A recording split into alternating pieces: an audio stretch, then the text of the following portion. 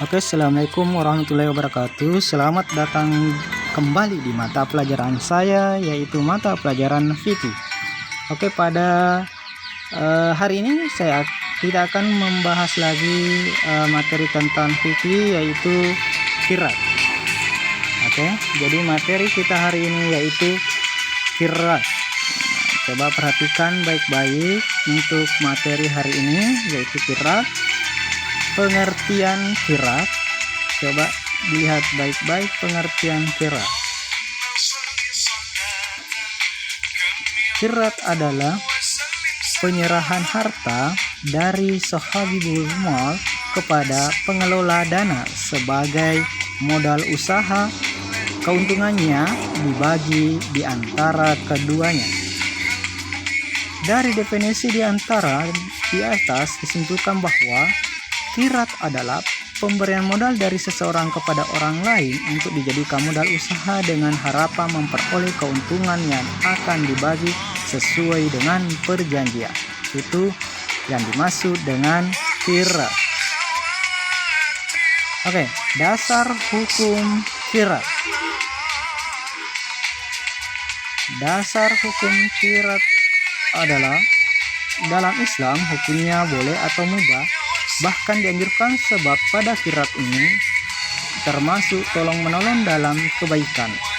Rasulullah juga pernah mengadakan qiraat dengan Siti Khadijah sebelum menjadi istrinya sewaktu berniaga ke Syam.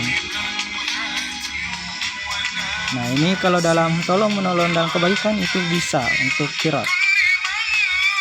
Rukun qiraat. Rukun qiraat terdiri dari pertama malik atau pemilik modal dan amil pengelola modal. Syarat keduanya adalah sunnah mumayyiz, berakal sehat, sukarela dan amanah. Ada modal usaha. Modal usaha itu berupa uang, barang atau sejenisnya. Jenis usaha yang dijalankan jelas dan disepakati bersama. Pembagian keuntungan disepakati bersama saat mengadakan perjanjian.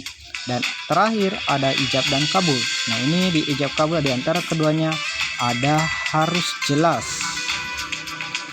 Oke, kita masuk di syarat qiraat. Syarat qiraat: pemilik dan pengelola modal sesama-sama dewasa dan berakal sehat. Pemilik dan pengelola modal sama-sama ikhlas, tidak ada paksaan.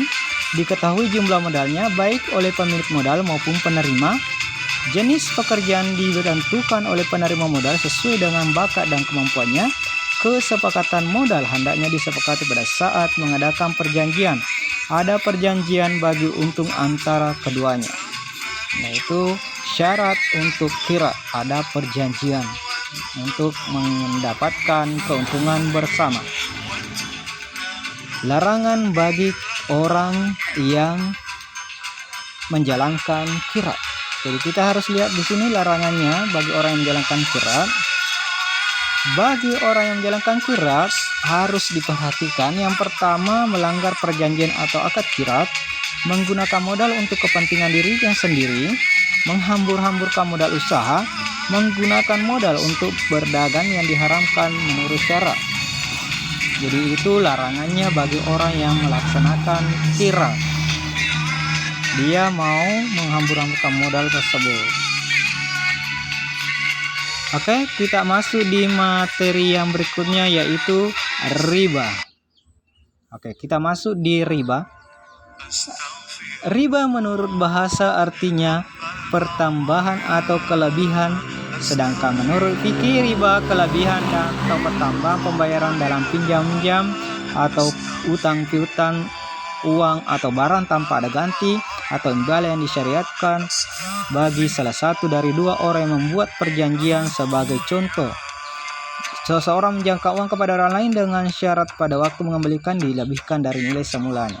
Nah, itu contoh riba. Ada orang yang minjam uang 3.000 atau 5.000, dia mau dikembalikan 10.000. Nah, itu namanya riba. Ya. Hukum riba. Hukum riba itu haram berdasarkan Al-Quran, Sunnah, dan Ijma. Para ulama mengatakan bahwa dalam Al-Quran sesungguhnya jual beli itu sama dengan riba. Padahal Allah telah menghalalkan jual beli dan mengharamkan riba. Itu dalam surah Al-Baqarah ayat 275.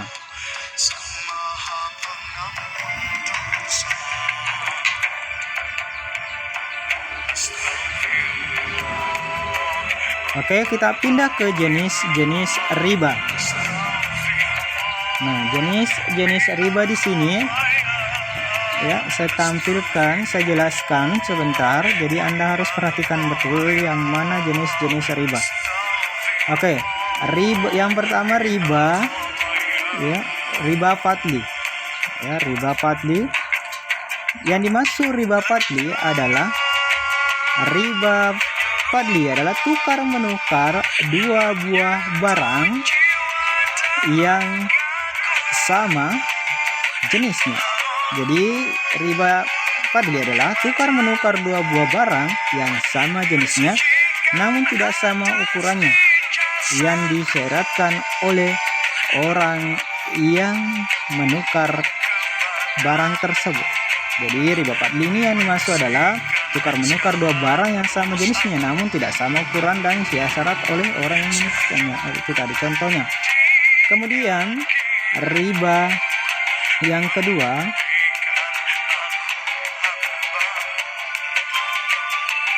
ya, ribayat.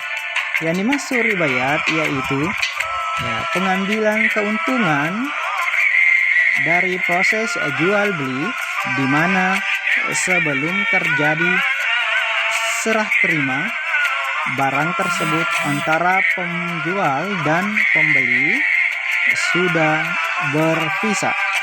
Nah, ini contohnya jual ribayat. Jadi keuntungan dari dia proses jual beli di mana sebelum terjadi serah terima barang. Nah, baru dia meninggalkan pembeli. Oke, yang berikutnya riba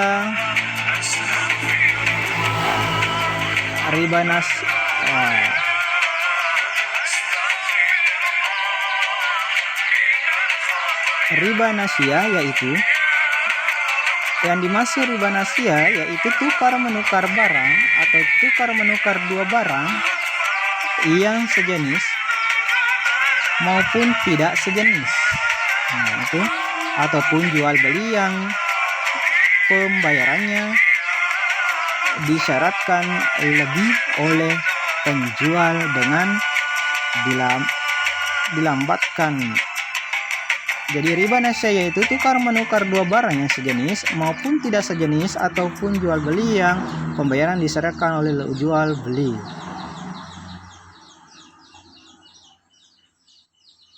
Oke. Ini contoh riba nasia dalam akad utang piutang. Oke, untuk hari ini itulah materi untuk kita, yaitu qirat dan riba. Semoga bermanfaat. Sekian dari saya. Ya, sebelum saya tutup, ini tugasnya yaitu silahkan catat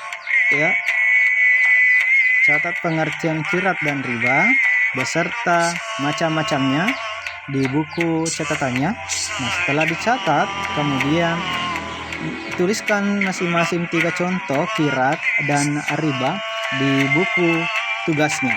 Nah, itu untuk hari ini. Sekian dari saya. Wabillahi taufiq wal hidayah. Wassalamualaikum warahmatullahi wabarakatuh.